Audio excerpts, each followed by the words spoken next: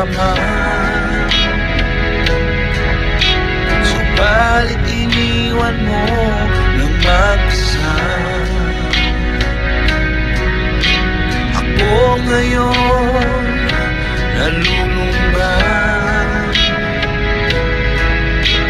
na parang ayaw ko nang mabuhay.